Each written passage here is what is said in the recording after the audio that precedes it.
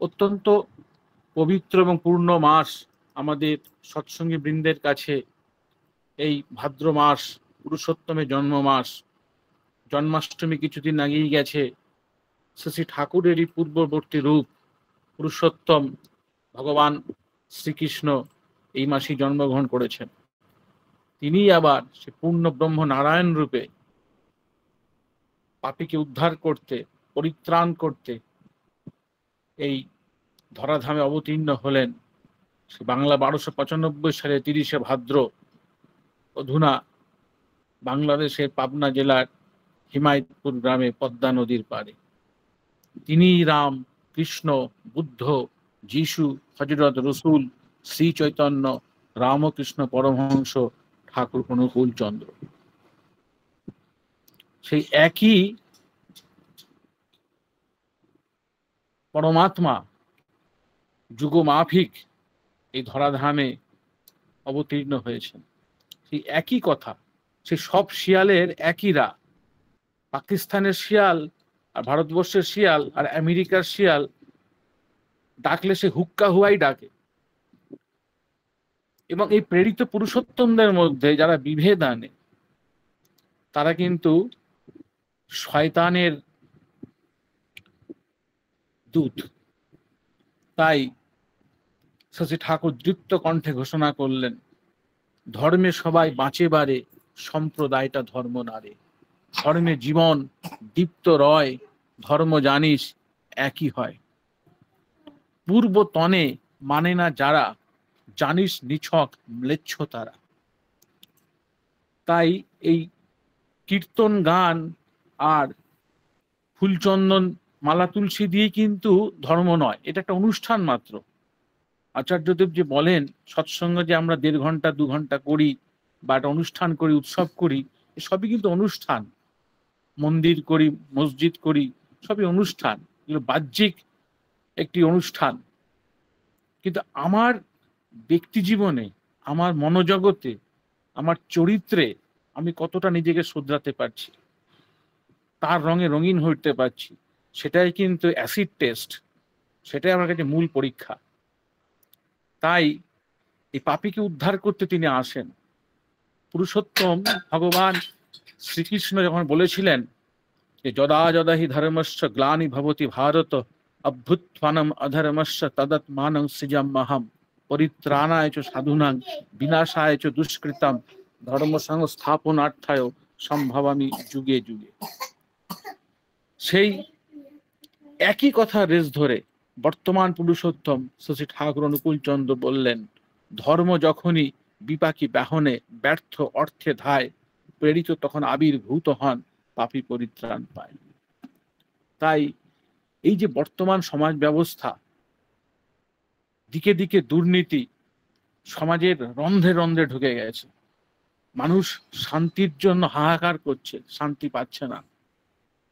Bank balance থেকেও, কালকে এক ডিপি ওয়ার্কসে করতে গিয়ে অফিস থেকে ফেরার সময় একটি দোকানে কথা হচ্ছিল, ওষুধের দোকানের মালিক, তিনি বিবাহ করেছেন, 3টি কন্যা সন্তান, প্রায় ডিভোর্সের পর্যায়ে।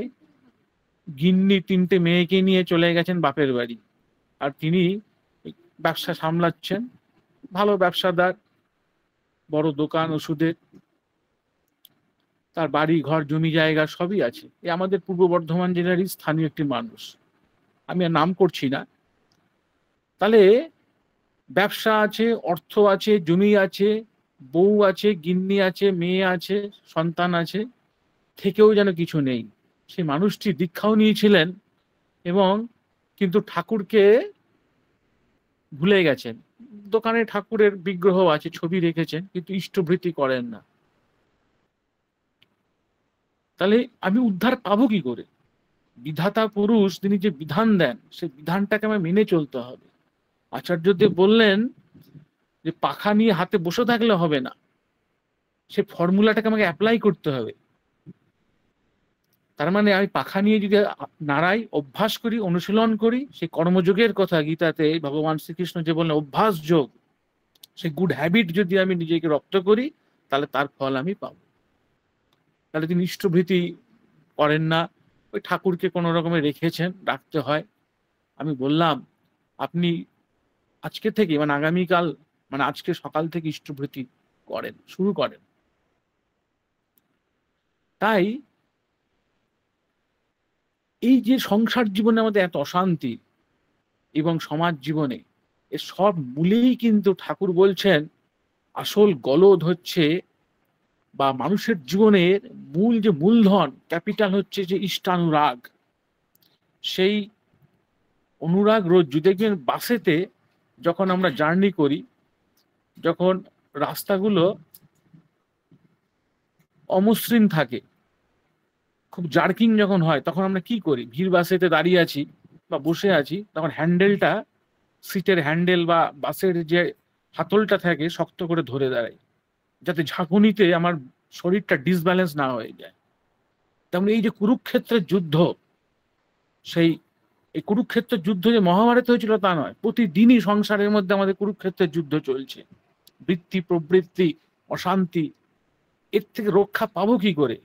ওই যেমন ঝাঁকুনি সহ্য করার জন্য বাসের হ্যান্ডেলটাকে শক্ত করে ধরছি যাতে আমি ডিসব্যালেন্স না হয়ে যাই, পড়ে না যাই, ঠিক এই সংসার সমুদ্রে জীবন যুদ্ধে জয়ী হতে গেলে, শান্তি পেতে গেলে, অশান্ত মনকে শান্ত করতে গেলে, সে আমরা যে বীজ নাম পেয়েছি দীক্ষার মধ্য দিয়ে, সে সৎ মন্ত্র, সে মন্ত্র যে মনকে ত্রাণ করে, সেই মন্ত্র জপ, অজপা নাম এবং নিত্য নাম ধ্যান, ব্রহ্ম মুহূর্তে শয্যা ত্যাগ, ব্রহ্মমূর্তি ইষ্টভৃতি এবং ইষ্টানুরাগ।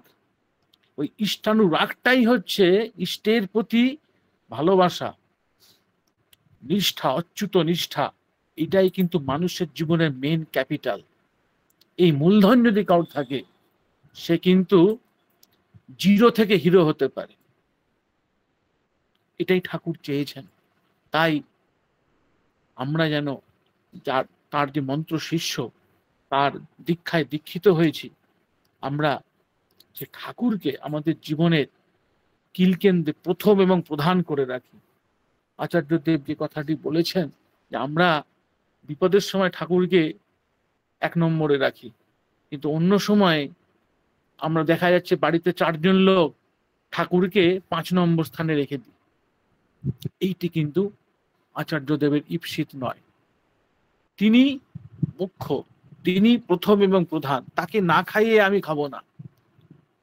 ইষ্টভৃতি করি কেন? তার প্রতি অনুরাগ জন্মানোর জন্য। বহু লোক নন সৎসঙ্গী বা ঠাকুরের নিন্দুক যারা, তারা ইষ্টভৃতি সম্বন্ধে অনেক বাজে কুকথা রটান। কিন্তু ইষ্টভৃতি করব কেন? এই ইষ্টভৃতি কথা তো, এই ঋত্বিক প্রথা তো ভগবান শ্রীকৃষ্ণের সময়ও ছিল। ঠাকুর সেগুলোকে এবার তুলে আনলেন, পূর্ণ ব্রহ্ম নারায়ণ। এই ইষ্টভৃতি প্রতিদিন সেই অর্ঘ্য নিষ্ঠা ভরে, ভক্তি ভরে নিবেদনের মধ্য দিয়ে ইষ্টের প্রতি এমন অনুরাগ জন্মায়। যে কথাটাই বলছিলাম যে এই ইষ্টানুরাগই হচ্ছে জীবনের মূলধন। সেই ক্যাপিটালটা বাড়ে যদি আমি প্রতিদিন ব্রহ্ম মুহূর্তে অত্যন্ত নিষ্ঠার সঙ্গে চোখের জলে ভক্তি ভরে ইষ্টভৃতি গুরুকে নিবেদন করলে। ঠাকুর বলছেন রাস্তার একটা কুকুরকেও যদি রোজ তুমি একটা করে বিস্কুট খেতে দাও, দেখবে ওই নিঃস্বার্থ দানের মধ্য দিয়ে কি অসীম ভালোবাসা তোমার গজিয়ে উঠেছে কুকুরটার প্রতি। ঠিক তেমনই মনি, তোমার মণিকোঠায় আমাকে একটুখানি স্থান দাও, আমাকে একটু ভালোবাসো। ঠাকুর পুণ্যপতিতে ভাববাণীতে বলেছেন তোর হৃদয়ে একটু স্থান দে। ম্যাথর যেমন ঘরের ময়লা সব পরিষ্কার করে দিয়ে যায়, তোর মনের ময়লা, তোর জীবনের ময়লা আমি সব দূর করে দিয়ে যাবো 2 হাত ধরে।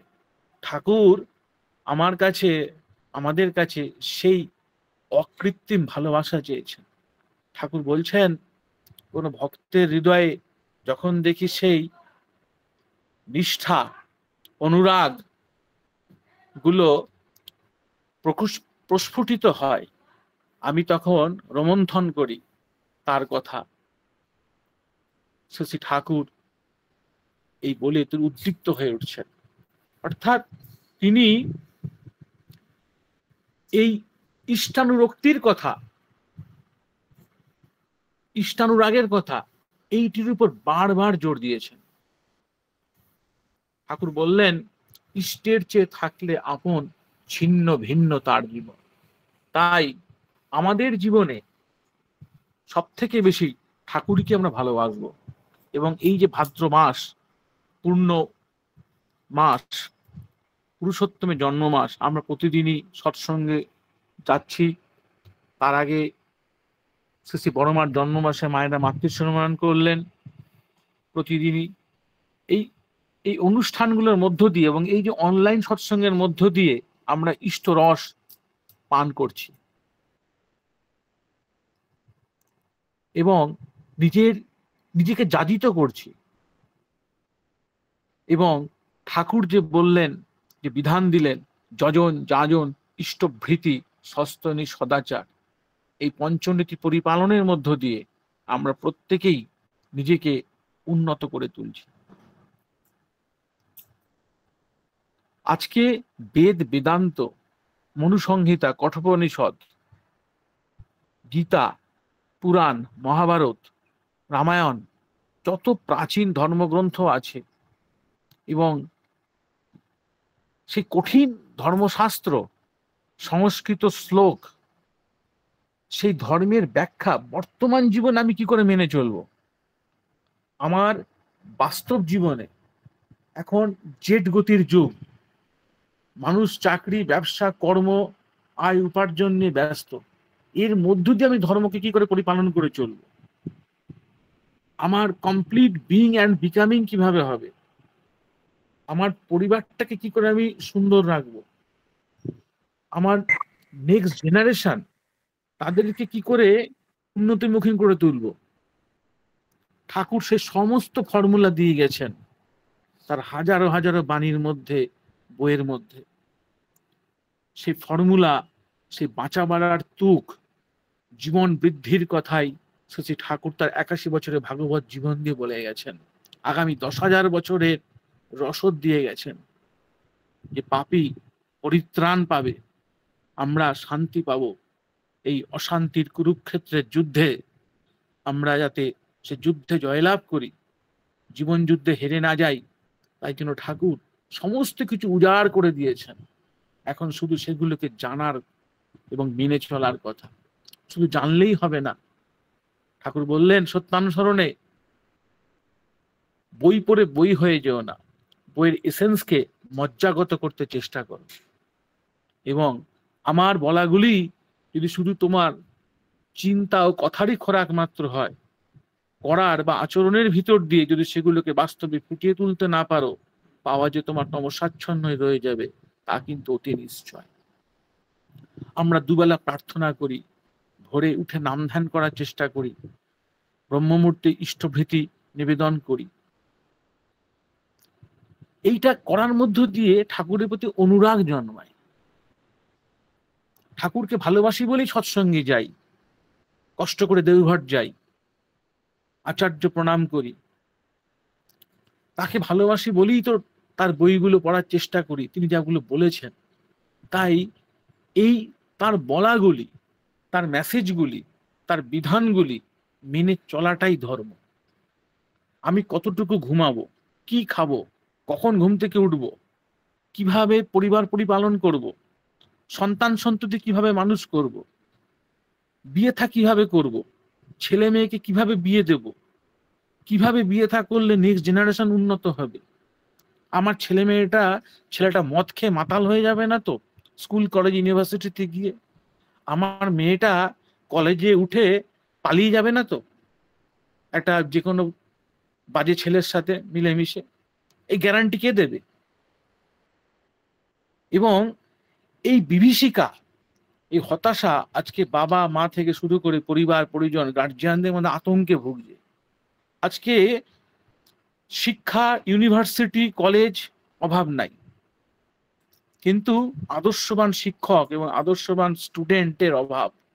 অর্থাৎ জীবনের সব ক্ষেত্রেই সে আদর্শ নেই, আদর্শ কেন্দ্রিক চলনা নেই। ঠাকুর তাই খুব আফসোস করে বলেছেন যে এমন দিন আসছে যে দুনিয়ার বুকে মনুষ্যত্বের মূল বুনিয়াদ ধ্বংস হয়ে যাবে। তিনি বারবার আশার কথা শুনিয়ে বলেছেন মণি, তোমরা দীক্ষা, শিক্ষা, বিবাহ এই তিনটি জিনিস ঠিক করে দাও। সেই কবির কণ্ঠে যে ঘোষিত হয়েছিল, বলো বলো বলো সবে, শত বীণা বেণু রবে, ভারত আবার জগৎ সভায় শ্রেষ্ঠ আসন লবে। সে ভারতের মৃত্তিকা, ঋষির দেশে ভারতবর্ষ। ঠাকুর সত্যানুসরণে প্রথমেই বললেন, অর্থ, মান, যশ ইত্যাদি পাওয়ার আশায় আমাকে ঠাকুর সাজিয়ে ভক্ত হয়েও না, সাবধান হও ঠকবে। তোমার ঠাকুরত্ব যদি না জাগে, কেউ তোমার ঠাকুরও নয়, কেন্দ্রই নয়, ফাঁকি দিলেই পেতে হবে তা। ভারতের অবনতি, দি জেনারেশন তখন থেকে আরম্ভ হয়েছে, যখন থেকে ভারতবাসীর কাছে অমূর্ত ভগবান অসীম হয়ে উঠেছে। ঋষি বাদ দিয়ে ঋষিবাদের উপাসনা আরম্ভ হয়েছে। ভারত যদি ভবিষ্যৎ কল্যাণকে আবাহন করতে চাও, তবে সম্প্রদায়গত বিরোধ ভুলে জগতের পূর্ব পূর্ব গুরুদের প্রতি শ্রদ্ধা সম্পন্ন হও। আর তোমার মূর্ত জীবন্ত গুরু বা ভগবানে আসক্ত বা অ্যাটাচড হও, আর স্বীকার করো তাকে, কারণ পূর্ববর্তীকে অধিকার করিয়াই পরবর্তীর আবির্ভাব। তাই সেই পূর্ববর্তী রাম, কৃষ্ণ, বুদ্ধ, যিশু, হযরত রসুল, শ্রী চৈতন্য রামকৃষ্ণ পরমহংসের সেই মূর্ত জীবন্ত রূপ বর্তমান প্রেরিত পুরুষোত্তমকে না ধরলে, তার বিধান মতো না চললে একটা জীবনের কমপ্লিট প্রোগ্রেস, একটা পূর্ণ মানুষ, একটি পূর্ণ নারী হয়ে উঠতে পারে না। তাই এই যুগে সাত্ত্বিক নিরামিষ আহারের একান্ত প্রয়োজন। দেখবেন কসাই যখন কাটছে, কি নির্মম, সে খাঁচার মধ্যে 20টা মুরগি রয়েছে, তার সামনে আর একটা মুরগিকে কণ্ঠ রোধ করে কাটছে, আর অন্য মুরগিগুলো চোখটা বন্ধ করে পিছন দিকে তাকিয়ে আছে, ভয়ে শরীরটা কাঁপছে। দেখবেন বাজারে মাংসের দোকান তো কম নেই, আরো বাড়ছে। হ্যাঁ, তার পাশাপাশি সস্তনীয় বাড়ছে, ঠাকুরকে ধরে মানুষের চলার প্রবণতা বাড়ছে, কিন্তু রেশিওটা অনেক কম। প্রবৃত্তিতান্ত্রিক মানুষ, অসুরের সংখ্যা বেশি, দানবের সংখ্যা বেশি। মা দুর্গা যেমন আসছে দুর্গা পূজা, দানবকে দমন করেছিলেন, তেমনি ঠাকুর সেই সস্তনী এবং নিরামিষ আহার এবং এই দীক্ষার মধ্য দিয়ে আমাদের এই অসুরীয় জীবনকে দেবত্বে উন্নীত করতে চাইছে। তাই মাছ মাংস খাওয়া, ওই যে সামনে হত্যা করছে, তখন আরেকটি একই প্রাণী তার ভয়ে সংকুচিত হচ্ছে। ওই যে মৃত্যু ভয়, ওই যে যন্ত্রণা, যখন আমি সেই কাটা মাংসটা রান্না করে বেশ মশলা দিয়ে চব্যচস্য করে কবজি ডুবিয়ে খাচ্ছি, সেই তখন কিন্তু সেই দুঃখ, ঘৃণা, জ্বালা, যন্ত্রণা, তার বেদনাকে আমি আমার পাকস্থ করছি, এবং আমার পেটটাকে, আমার উদরটাকে আমি কিন্তু জীবন্ত কবর বানিয়ে ফেলছি। তাই ঠাকুর নিজেও একটা সময় মাছ খেয়েছেন, দেখেছি ঠাকুর বলছেন যে মাছ খেলে কিন্তু সেন্সেশন থাকে না, নার্ভের স্থিরতা থাকে না, নাম ধ্যানে মন বসে না। তাই এই যে সাত্ত্বিক নিরামিষ আমরা গ্রহণ করি, এর মূল কারণ কিন্তু নাম ধ্যান করা। আমরা তো নিরামিষ খাচ্ছি, অনেক দিনে দীক্ষিত, কিন্তু নাম ধ্যান করার সময় পাই না। আমার ক্ষেত্রেও বলছি, আমি নিজেই বলছি বা নিজেও যাজিত হচ্ছি, আমাদের চরিত্রের অনেক দোষ। ঠাকুর বলছেন, সদ্গুরু গ্রহণ করে সৎ নাম ঠিক ঠিক জপ করলে এবং নিষ্ঠা ভরে নাম ধ্যান করলে একটা মানুষের যে ডেভেলপমেন্ট হয়, সে বাস্তব ডেভেলপমেন্ট, উন্নতি মানুষ দেখতে পায় না। তার জন্য সদ্গুরু কি জিনিস, এই বীজ নামের যে কি মহাশক্তি, সেটা মানুষ উপলব্ধি করতে পারে না। তাই আচার্যদেব বলছেন যে তুমি তোমার মধ্যে ঠাকুরকে জীবন্ত করে তোলো, প্রতিটি আচার আচরণে, কর্মে, বাক্যে, ব্যবহারে। যে ঠাকুর কি করতেন, ঠাকুর যদি বাজারে যেতেন তিনি কিভাবে কথা বলতেন, ঠাকুর যদি ব্যবসাদার হতেন তিনি ব্যবসা সংক্রান্ত কি বলেছেন, কিভাবে বিজনেস ডিল করতে হয়, কি করে কাস্টমার হ্যান্ডলিং করতে হয়, একজন কর্মীর কিরকম আচরণ হওয়া উচিত। আমাদের মন্দিরে মন্দিরে বিভেদ, কর্মীতে বিভেদ, এক গুরু ভাই আর এক গুরু ভাইয়ের মধ্যে বিভেদ, এগুলো সবই আসে আত্মপ্রতিষ্ঠা এবং অহংয়ের চুলকানি থেকে। ইষ্টানুরাগ যদি থাকে, আচার্য যদি বলছেন যে দুইজন কর্মীর মধ্যে কখনো ভেদ হতে পারে না, মতের মিল হতে পারে না, যদি কিনা এই গুরুকে, ঠাকুরকে যদি প্রকৃত ভালোবাসে। এক বাপেরই তো 5 সন্তান, বাপকে যদি ভালোবাসি তাহলে ভাইয়ে ভাইয়ে কিন্তু কখনো বিভেদ হবে না। তাই এই মূলেই হচ্ছে সব, নিঃস্বার্থ ভালোবাসা, মন প্রাণ সঁপে দিয়ে ঠাকুরকে ভালোবাসা। সেটাই আচার্য পরম্পরা চেয়েছেন। শ্রী শ্রী বরদা ঠাকুরের আদরের বড় খোকা, তার জ্যেষ্ঠাত্র, তিনি সারা জীবন কি করে ঠাকুরকে ভালোবেসে চলতে হয় তিনি দেখিয়ে দিয়ে গেছেন বাস্তবে। কি করে ঠাকুর প্রণাম করতে হয় আমরা জানতাম না, শ্রী শ্রী বরদা শিখিয়েছেন। শ্রী শ্রী ঠাকুর শ্রী শ্রী বড় মাকে কি করে মাথা ঠুকে কপালে ঠেকিয়ে প্রণাম করতে হয়, কি করে ঠাকুরের কথাগুলোকে জীবনে মেনে চলতে হয়। শ্রী শ্রী বরদার জীবন যদি না জানি, তিনি কি করে ঠাকুরকে ভালোবাসতেন। তিনি তো তার বাবা বলে তাকে বলতেন না, ঠাকুর তিনি তার বাবা, তার ঔরসজাত সন্তান শ্রী শ্রী বরদা, তিনি ঠাকুরকে ঠাকুর বলেই সম্বোধন করতেন। এবং ঠাকুর দেহ রাখার পর তিনি 100টি শ্রীমন্দির করার শপথ নিয়েছিলেন। আজকে ভারতবর্ষের বুকে এবং বহির্বিশ্বে 5000-এর উপরে মন্দির, কোটিতে কোটিতে মানুষ ঠাকুরের চরণে সমর্পণ করছে।